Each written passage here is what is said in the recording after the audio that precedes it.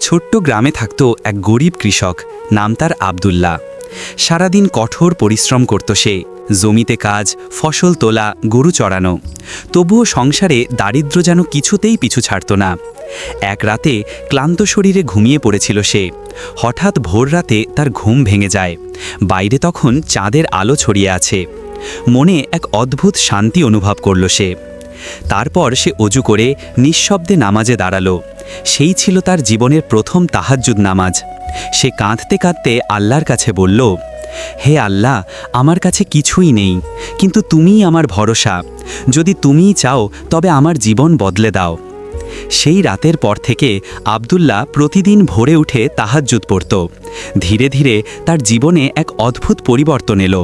ফসল ভালো হতে লাগলো, সংসারে শান্তি ফিরে এলো, আর তার অন্তর ভরে গেল তৃপ্তিতে।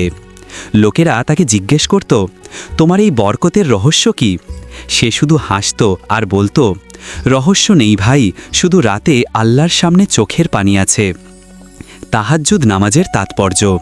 এটি নবী করিম সাল্লাল্লাহু আলাইহি ওয়াসাল্লামের সবচেয়ে প্রিয় নামাজ ছিল।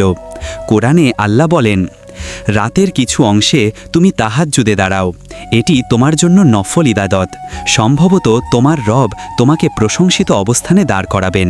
সূরা ইসরা ৯৭। এই নামাজে আল্লাহ সবচেয়ে কাছে আসেন বান্দার, যখন সবাই ঘুমিয়ে থাকে। তাহাজ্জুদ নামাজ কেবল চাওয়া পাওয়ার ইবাদত নয়, এটি আল্লাহর সঙ্গে একান্ত সংলাপ।